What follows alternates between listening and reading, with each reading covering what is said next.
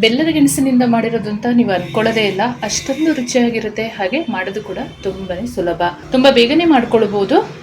ಬನ್ನಿ ವಿಡಿಯೋ ತಡ ಮಾಡದೆ ಸ್ಟಾರ್ಟ್ ಮಾಡ್ಕೊಳ್ಳೋಣ. ನಮಸ್ತೆ ಎಲ್ಲರಿಗೂ, ಎಲ್ಲರನ್ನು ಸುಸಿಸ್ ಕಿಚನ್ಗೆ ಸ್ವಾಗತ ಮಾಡಿಕೊಂಡು ಇವತ್ತು ಅದ್ಭುತವಾದ ಅಡಿಗೆ ಮಾಡ್ತಾ ಇದ್ದೀನಿ. ಬನ್ನಿ ಹೇಗೆ ಮಾಡೋದು ನೋಡೋಣ.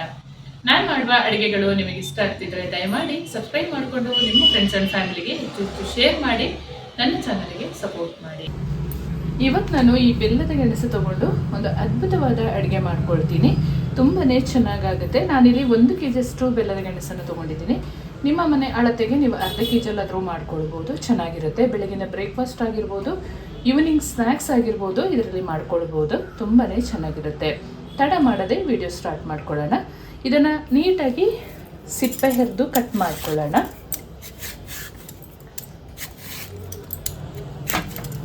ಬೇಯಿಸಿದ ಮೇಲೆ ಕೂಡ ಸಿಪ್ಪೆ ತೆಗಿಬಹುದು, ಆದರೆ ಇವಾಗಲೇ ಹೆರ್ಕೊಂಡ್ರೆ ಚೆನ್ನಾಗಿರುತ್ತೆ.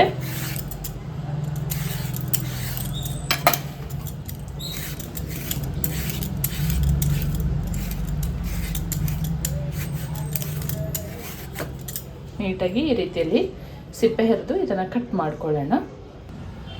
ಈ ರೀತಿಯ ಓಲಿರುವ ಇಡ್ಲಿ ಪಾತ್ರೆ ತಟ್ಟೆ ಇರುತ್ತಲ್ಲ, ಅದನ್ನು ತಗೊಳ್ಳೋಣ. ನೀಟಾಗಿ ವಾಶ್ ಮಾಡ್ಕೊಂಡಿದ್ದೀನಿ. ಈ ರೀತಿಯಲ್ಲಿ ಮಾಡ್ಕೊಳ್ಬೇಕು.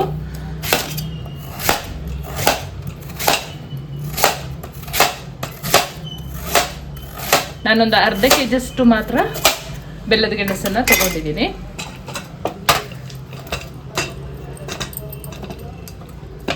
ಇಡ್ಲಿ ಪಾತ್ರೆಯಲ್ಲಿ ಆಲ್ರೆಡಿ ನೀರು ಬಿಸಿಗೆ ಇಟ್ಕೊಂಡಿದ್ದೀನಿ.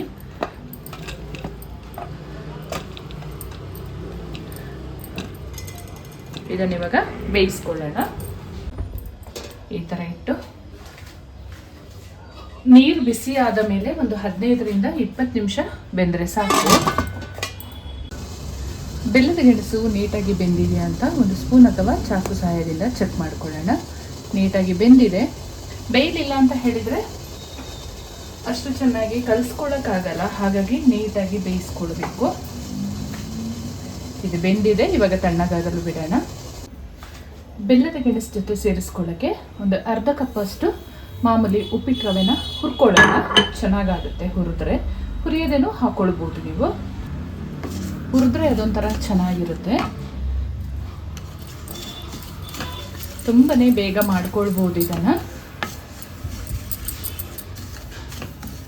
ಬೆಲ್ಲ ಎಲ್ಲ ಹಾಕಿ ಸಿಹಿ ಜಾಸ್ತಿ ಬೇಕಾದವರು ಅದನ್ನು ಕೂಡ ಮಾಡ್ಕೊಳ್ಬೋದು. ನಾನೊಂದು ಸ್ವಲ್ಪ ಇವತ್ತು ಬ್ರೌನ್ ಶುಗರನ್ನು ಆ್ಯಡ್ ಮಾಡ್ಕೊಳ್ತೀನಿ.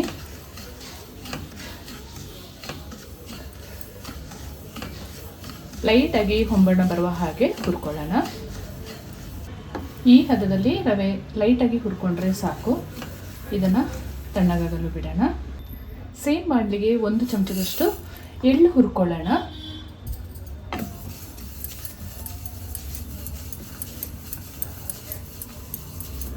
ಎಳ್ಳು ಚೆನ್ನಾಗಿ ಚಿಟಪಟ ಅನ್ನೋ ತನಕ ಹುರ್ಕೊಳ್ಬೇಕು.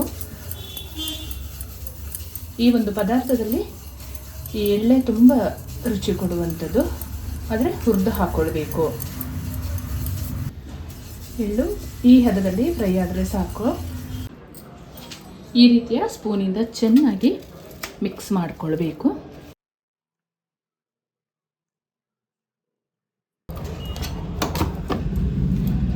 ಸ್ವಲ್ಪ ಬಿಸಿ ಇರುವಾಗಲೇ ಇದನ್ನು ಈ ಥರ ಪುಡಿ ಮಾಡಿಕೊಂಡ್ರೆ ಚೆನ್ನಾಗಾಗುತ್ತೆ.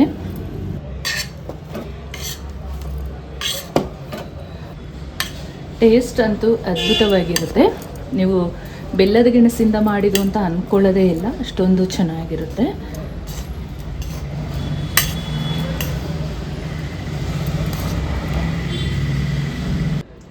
ಬೆಲ್ಲದ ಗೆಣಸನ್ನು ಒಂದು ಬೌಲಿಗೆ ಸೇರಿಸ್ಕೊಳ್ಳೋಣ. ಈ ರೀತಿಯಲ್ಲಿ ಸಾಫ್ಟಾಗಿ ಪುಡಿ ಮಾಡ್ಕೊಂಡಿರಬೇಕು. 1 ಕಪ್ ಹಾಲು ಸೇರಿಸ್ಕೊಳ್ತೀನಿ. ಬಿಸಿ ಹಾಲನ್ನೇ ಸೇರಿಸ್ಕೊಳ್ಬೇಕು. ಸಾಕಾಗಲಿಲ್ಲ ಅಂತ ಹೇಳಿದರೆ ನೀರು ಸೇರಿಸ್ಕೊಂಡು ಮಿಕ್ಸ್ ಮಾಡ್ಕೊಳ್ಳೋಣ.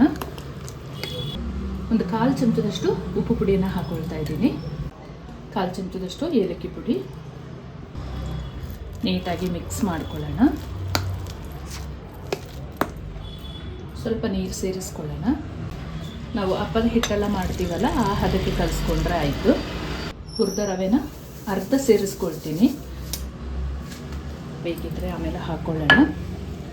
ಇಲ್ಲಿ ಅರ್ಧ ಕಪ್ಪಷ್ಟು ಬ್ರೌನ್ ಶುಗರನ್ನು ಸೇರಿಸ್ಕೊಳ್ತಾ ಇದ್ದೀನಿ. ನೀಟಾಗಿ ಮಿಕ್ಸ್ ಮಾಡ್ಕೊಳ್ಳೋಣ. ನಿಮಗೆ ಸಿಹಿ ಬೇಡ ಅಂತ ಹೇಳಿದರೆ ನೀವು ಸಪ್ಪೆ ಕೂಡ ಮಾಡ್ಕೊಳ್ಳಿ. ನಾನು ಲೈಟಾಗಿ ಹಾಕ್ಕೊಳ್ತೀನಿ ಅಷ್ಟೇ. ಚೆನ್ನಾಗಿ ಮಿಕ್ಸ್ ಮಾಡ್ಕೊಂಡು ಆದ ಮೇಲೆ ಒಂದು 20 ನಿಮಿಷ ಎಲ್ಲ ಬಿಟ್ಟು ಆಮೇಲೆ ಮಾಡ್ಕೊಳ್ಳುವಂಥದ್ದು. ಈ ರವೆ ಎಲ್ಲ ಚೆನ್ನಾಗಿ ಅರಳ್ಕೊಳ್ಬೇಕಲ್ಲ.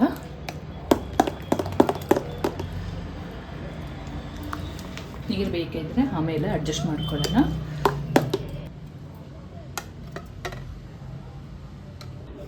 ಹಿಟ್ಟು ಕಲಸಿಟ್ಟು ಒಂದು 25 ನಿಮಿಷನೇ ಆಯಿತು.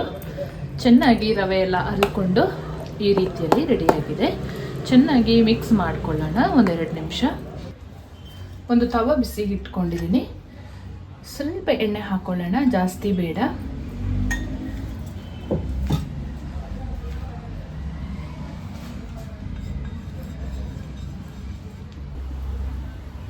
ಹಿಟ್ಟನ್ನು ನಾವು ಅಪ್ಪದ ಹಿಟ್ಟೆಲ್ಲ ಮಾಡ್ಕೊಳ್ತೀವಲ್ಲ ಆ ರೀತಿಯಲ್ಲಿ ಹಾಕ್ಕೊಂಡ್ರೆ ಆಯಿತು.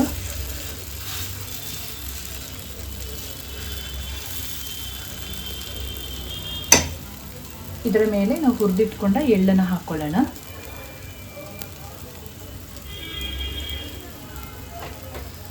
ಚೆನ್ನಾಗಿ ಮುಚ್ಚಿ ಬೇಯಿಸ್ಕೊಳ್ಬೇಕು. ಮಚ್ಚಿ ಹಾಕಿ ಬೇಯಿಸ್ಕೊಳ್ಬೇಕು. ಎಣ್ಣೆ ಕಡಿಮೆ ಹಾಕ್ಕೊಂಡು ಇದನ್ನು ರೆಡಿ ಮಾಡಿದರೆ ತುಂಬಾ ಚೆನ್ನಾಗಿರುತ್ತೆ. ತಗೊಳ್ಳೋಣ. ನೀವು ಅಂದ್ಕೊಳ್ಳೋದೇ ಇಲ್ಲ ಇದನ್ನು ಬೆಲ್ಲದ ಗೆಣಸಿಂದ ಮಾಡಿರೋದು ಅಂತ, ಅಷ್ಟು ಚೆನ್ನಾಗಿರುತ್ತೆ. ಬೆಲ್ಲದ ಗೆಣಸಿಂದ ಈ ರೀತಿಯಲ್ಲಿ ಅದ್ಭುತವಾದ ಪದಾರ್ಥ ರೆಡಿಯಾಗಿದೆ. ಸೇಮ್ ನಾವು ಅಪ್ಪದ ಹಿಟ್ಟೆಲ್ಲ ಮಾಡ್ತೀವಲ್ಲ ಆ ರೀತಿಯಲ್ಲಿ ಮಾಡಿಕೊಳ್ಳುವಂಥದ್ದು. ತುಂಬಾ ಅದ್ಭುತವಾಗಿರುತ್ತೆ. ನೀವು ಒಮ್ಮೆ ಟ್ರೈ ಮಾಡಿ. ಹಾಗೆಯೇ ನಾನು ಮಾಡುವ ಅಡುಗೆಗಳು ಇಷ್ಟ ಆದಲ್ಲಿ ದಯಮಾಡಿ ಸಬ್ಸ್ಕ್ರೈಬ್ ಮಾಡಿಕೊಂಡು ನಿಮ್ಮ ಫ್ರೆಂಡ್ಸ್ ಆ್ಯಂಡ್ ಫ್ಯಾಮಿಲಿಗೆ ಹೆಚ್ಚು ಶೇರ್ ಮಾಡೋದನ್ನು ಮರಿಬೇಡಿ. ಹಾಗೆ ಲೈಕ್ ಮಾಡಿಕೊಂಡು ವಿಡಿಯೋ ವಾಚ್ ಮಾಡಿ.